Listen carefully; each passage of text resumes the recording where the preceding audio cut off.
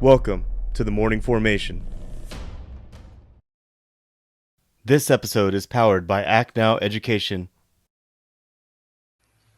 Warriors fall in. It's time for formation. It's been a while, but I'm very thankful today that I get an opportunity to sit with one of my good friends, John Jones. John has lived a very interesting life, starting out in the military and eventually transitioning into law enforcement. John, thank you for giving me your time today. I appreciate it. Thank you for having me. John is a fascinating interview, and I wanted to bring him online today mainly because he has a lot of experience in leadership and experiences both in the transition process between military and law enforcement. And I know a lot of folks today really struggle with understanding what they're getting into. So, John, if you wouldn't mind, early in up front, just go ahead and tell us exactly where you started and where you ended up in your career. Sure. Graduated high school a year early, ended up going in the Navy at 17. I was a hospital corpsman. So I was FMF. So I was a corpsman with the Marine Corps, deployed to Somalia with them. Um, was in for just under 7 years before being medically released and medically separated, which is not what I wanted to do. But ultimately ended up getting into civilian law enforcement, local law enforcement. I was a deputy sheriff for Douglas County in Nebraska, which is where Omaha is. Did that for about 5.5 years.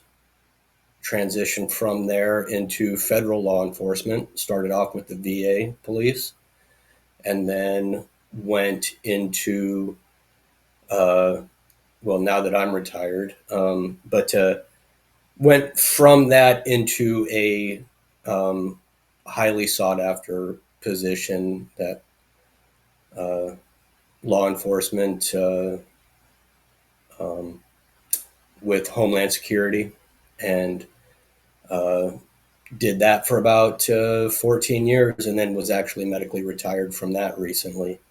Um, so two careers that I wanted to pursue full time till for retirement was ended up being medically retired from both. Um, but not letting that keep you down, ended up pivoting from that, and now I actually have a book coming out in support of law enforcement that'll be released Memorial Day weekend, and then I also went and even though I can't do law enforcement physically do law enforcement anymore, I still want to help people. Don't want to be a I don't want to fight people to do it, so I ended up transitioning and got my insurance license and financial rep. And so that's what I'm doing now. I'm trying to help law enforcement, local law enforcement, military, transitioning military understand the benefit of financial literacy early in life. The earlier you do it, the better off you're going to be. Your So, whole life, your whole life has been basically a big transition, man. You go from big one thing to another transition. thing. One thing, another thing, another thing. Yeah. So, Now, when you were in and the Navy, you were a corpsman, right? yes. Can you explain what that is? So a corpsman is an enlisted medical provider, very similar to the medics in the Army and the Air Force and Coast Guard. You're providing medical services to military members and dependent family members. My very first assignment out of corpsman school was the Naval Hospital San Diego at Balboa, and I was assigned to a pediatrics clinic. So I was actually helping dependent kids with, um, it was a clinic, so it wasn't, inpatient services. So anything very similar to like, bringing your kids to a pediatrician now. From there, I transferred to um, what they call FMF, the Fleet Marine Force. So that's a voluntary job. And then you transition from like a clinical setting to more. You were in the Army, so 68 whiskey combat medic, right? That's very similar to that. So if you ever seen this movie Saving Private Ryan, the medic in that movie, you know, or more recently, even though I was not in special warfare in any kind, American Sniper, when individuals were injured, traumatic medicine in combat. That's what I did. Now, when you signed up for that, did you know what that was? Did you know what that MOS was? I did. I was actually I was a military nerd growing up. That's all. The very first time I walked into a recruiting office, I was 7 years old, um, 7 years and old. I was 7 years old. So I grew up with a very significant military influence family. My dad was Special Operations Marine in the 50s. I Hmm. have an uncle who was Special Operations Marine in Vietnam. I have another uncle who did 27 years in the Navy. Um, Another uncle, Air Force in Vietnam. So very heavily influenced Mm. military. Both of my grandfathers were World War II veterans. My maternal grandfather, Bronze Star recipient from D-Day. So, you know, very heavily influenced military. But that's Yeah. why I wanted to go in the military. I wanted to do 20 years, wanted to retire from that. But to answer your question, I was in a program that's very similar to like JROTC, but it was specifically with the Navy. It's called Sea Cadets. Within Sea Cadets, um, it's almost like a high school reserve program. You go one weekend a month, you do 2 week trainings during the summer, and you learn all of the customs and courtesies. But one of the things that you had access to was a lot of the job um, duties and assignments and responsibilities. So I got exposed to aviation jobs, shipboard jobs, the medical field, specialty jobs such as like air crew and submarine and those kind of jobs. So Yeah, no, it sounds fascinating, man. You got exposed at a very early age. Now, when you transitioned out, did you know you wanted to be in law enforcement? I actually I didn't know I wanted to be in law enforcement growing up. Again, one of my uncles, the Air Force vet from Vietnam, ended up doing 40 plus years in law enforcement. But I was raised in California. He was in Florida. And this was before the internet, so before social media and stuff. So the influence was there, just not on a daily basis. But when I transitioned out of the military, I had 2 kids, had been divorced, so that's why I ended up in Omaha. That's where my kids were, and I knew that I wanted to continue my service. Um, I knew that I wanted to do something that was going to help people and still provide a decent um, quality of life for my kids. So Yeah. it was either law enforcement, firefighting, um, some kind of civil service like that. That's what I was thinking. Yeah. And back then, to get into law enforcement, you had to actually wait in line. I mean, I remember Yes. back in the 80s and 90s, to get into law enforcement, you had to apply, you had to try out, you had to compete. It was very competitive to get into it, unlike it is today. So, when you decided to transition from local to federal, why did you make that decision? Mainly because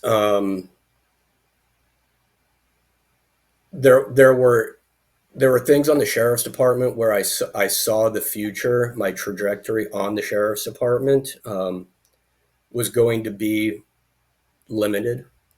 Um, for instance, at that time, there was no um, SWAT teams, special reaction team on the sheriff's department at that time. There is now, ironically, but so the way that I saw it, um, going federal, you could also buy back your military time. So your military time goes Mm. towards retirement. So that's when I started looking at the future and not just working and trying to get this next promotion or this next specialty position, but long term, what can I do that'll still do those things that will provide a good life and not have to work until, I saw some of the deputies that I worked with were 65 years old, still working in the courthouse, escorting inmates, to and from court, back from the courthouse to the jail, in their mid to late 60s. And that I did not want to be doing that. Oh yeah. Yeah, and you were no stranger to moving. So going national anywhere in the United States was comfortable for you versus like someone that was born and raised in a specific county in a specific state. So I could see why it would be easy for you to step outside your boundaries with that. And then throughout your entire career, in your opinion, what were the best type of key leadership qualities that you found to be most effective in both the military and law enforcement? Because a lot of times people who've never been in the military but are law enforcement, a lot of times they'll say, well, this isn't the military. But I know that a lot of times those same qualities can be transitioned over to the law enforcement side. Can you talk a little bit about that? Oh, for sure. For sure. So those qualities that serve you well in the military, that will serve you well in law enforcement, Mm-hmm. civilian law enforcement, discipline, um, in your physical fitness, discipline in your education, discipline in knowing the job, your skills, continuing your building your skills outside of normal training hours. Uh, but really, the leadership portion, um, the best leaders I saw in the military and civilian law enforcement, it was people who understood the value of their subordinates and were that buffer between senior management and the workforce. You still have a mission. Senior management gives you a mission that you have to do, but the best leaders understand that it's not just this is what we're told to do, go out, get it done kind of thing. You have to do this regardless. The best leaders understand the nuances of the people working for them. That's very true.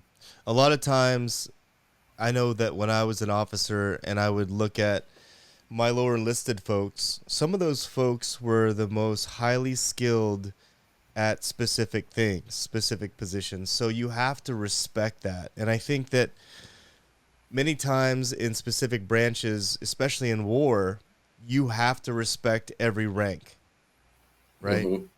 And Right. it's I guess it's the same thing in law enforcement where whether it's the patrolman or the detective or wherever you stand, there's a really good chance that you're going to end up with a bullet in your back if you treat everyone like shit and you don't have that respect throughout the ranks. Would Right. you agree?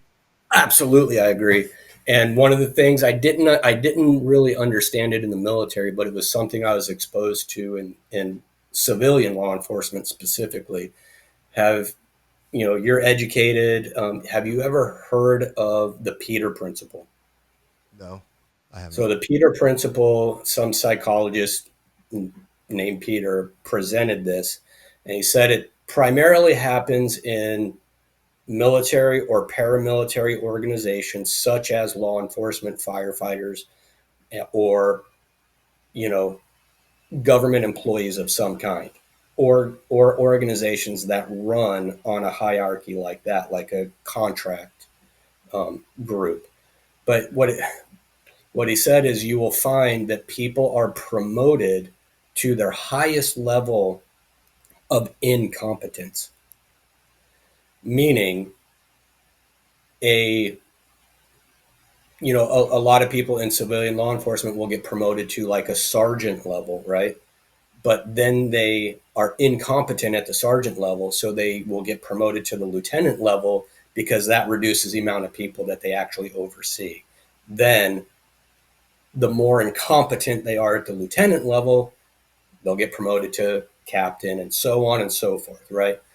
Now, does that mean that everybody that's a lieutenant or a captain or that level within a law enforcement organization is incompetent? No, that's not what it's saying. But when you see those bad leaders, that Peter principle generally has been employed, right? So instead of getting rid of the leader at the lowest level and demoting them back from sergeant down and saying, hey, you didn't Right. meet the standard at this level, so now we're demoting you back down.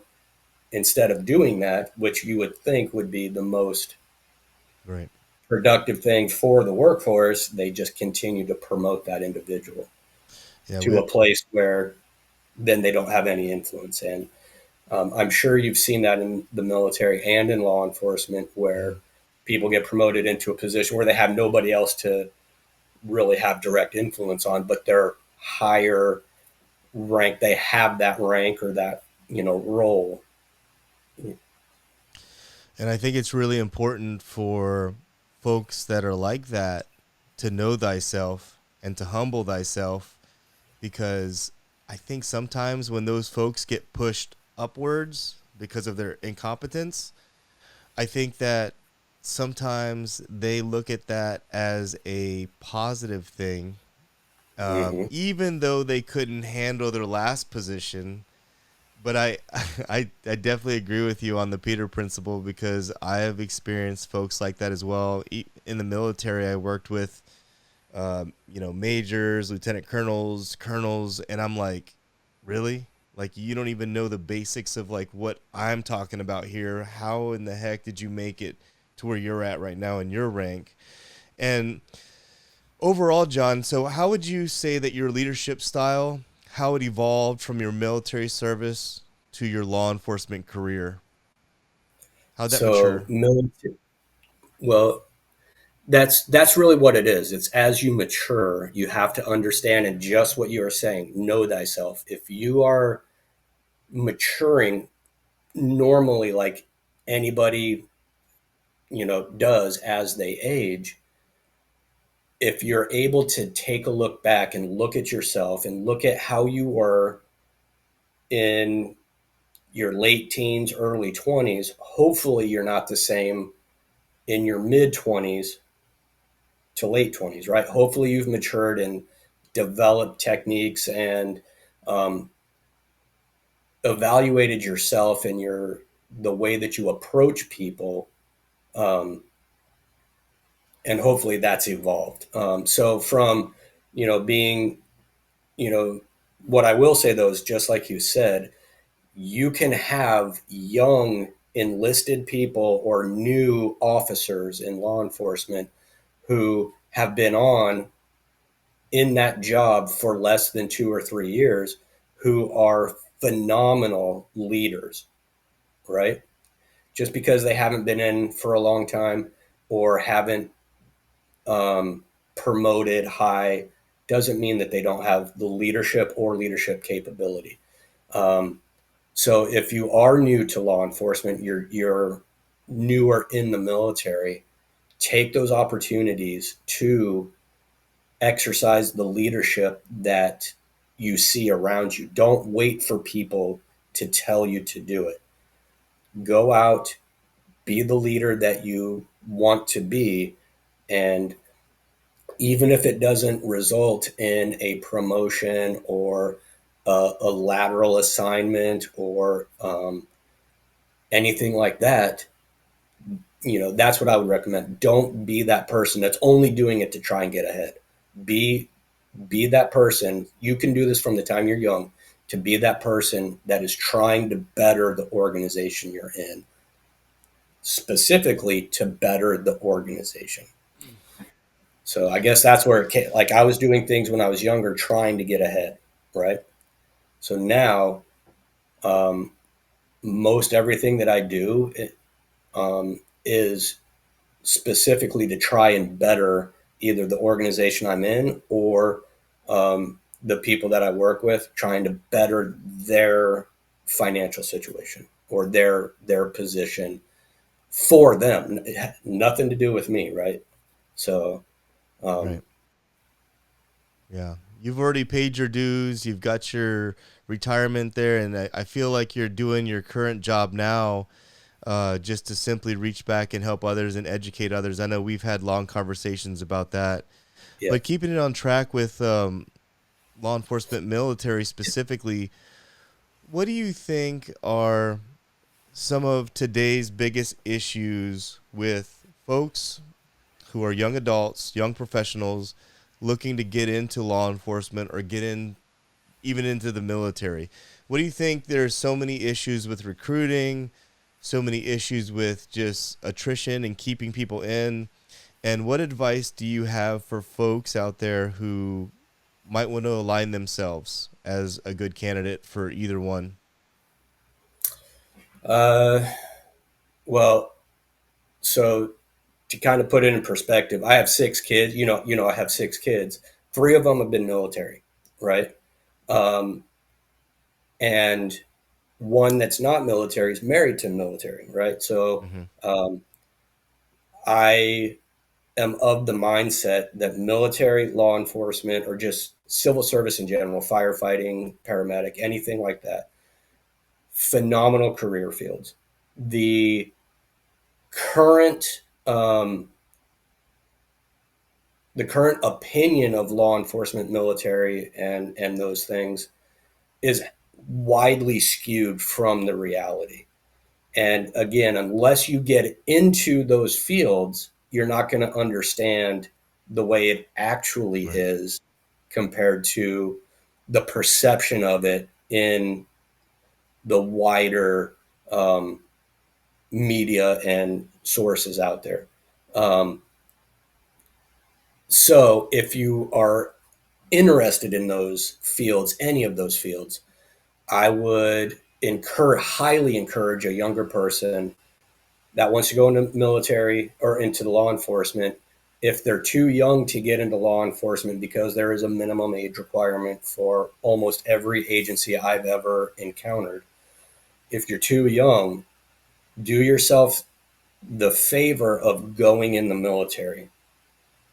The military has the benefits of being in the military far outweigh the negative aspects of being in the military.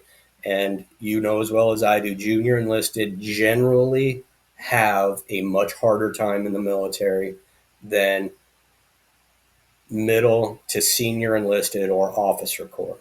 Um, and that's one of the things I encouraged my kids specifically, and anybody that I've encouraged to go in the military, is don't judge the military based off your first 4 year enlistment. Your first 4 year enlistment is just it's going to be the hardest part of the military for several aspects. It's a new environment, it's a new lifestyle. You have the lowest rank, Right. right? You have the least responsibility. Everybody that you meet is telling you what you need to do and how to do it and that sort of thing. Well, as you stay in the military, you earn that rank, you earn that responsibility, you perform well at your job, and you start seeing a broader picture of what the military actually is, right? So that's I would not judge the military based off your first 4 years. Um, Same with law enforcement. Law enforcement is phenomenal, but even still, in the United States, and I think the Western um, society as large, law enforcement, the average law enforcement career is only 7 years. So, and that's injury, disability, but a large part of that is burnout and people leaving within the first 5 to 7 years of their career because they didn't understand the Right. larger part of what law enforcement actually entails. So, um, you know, like I said, law enforcement, military, both. very honorable professions that you are serving a greater purpose than yourself and still being able to provide a decent lifestyle for yourself and your family. So I would highly encourage it. No doubt. I mean, both of those career paths do require early on, specifically, a lot of blood, sweat, and tears and Yes. separation. Uh, Yes. Whether you join the military, you've got to go to boot camp in some form. You got to go to some form of advanced training, which is not going to be in your backyard. You're going to have to go out and meet folks from all over the United States that are going to have to become your battle buddies. So they may be from Vermont, Montpelier, Vermont, or they may be Right. from the middle of Los Angeles. You don't know. And I Right. think that's also the great thing about the military. For Law sure. and law enforcement, you're going to have to go through some type of academy that's going to be physically and mentally exhausting to some extent. Um, but overall, you're right. I mean, I was talking to a Medal of Honor recipient, and he told me that there's a difference between a job and a career, whereas a career is more soul fulfilling. Correct. A job just pays you amount of money. So I think there's something to definitely be said about that. I think you've had a great career, and I'd love to have you on the podcast again to talk more in depth. If anyone out there is interested in following you on any of your social media accounts or checking out your book coming out, how can they do that? So Instagram, John Benjamin Jones, author, JohnBenjaminJones, author. Uh, Facebook and Instagram is just John Benjamin Jones. Um, I'm in the process of developing a website, but once the book is released, it should be available through all Amazon and all online uh, providers. And obviously, once I get the website set up, it'll be available there as well. But the book itself is called A Higher Calling, a Biblical Guide for First Responders, Military, and Veterans. Encourage people to do this hard job of law enforcement and military and still understand that you can do this job and you've been called to a higher purpose doing it. Um, but yeah, otherwise, if they have any questions or want to get a hold of me, they can email John Jones, JohnJones, at financialguide.com.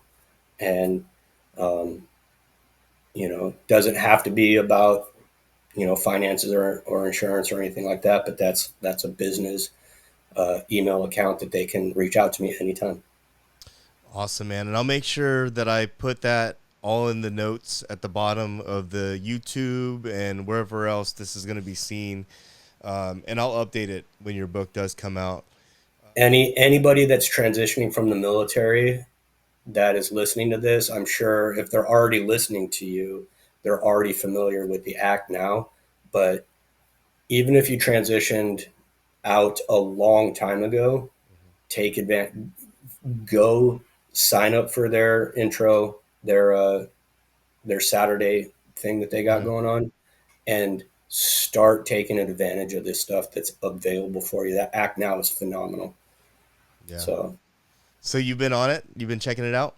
I have, yeah. So my son is actually getting ready to transition out of the army. So my son was a CB, Navy CB, got out for a year, not what he thought it was going to be. So he went to go back in the Navy. Wasn't going to work out for him. So he went in the Army.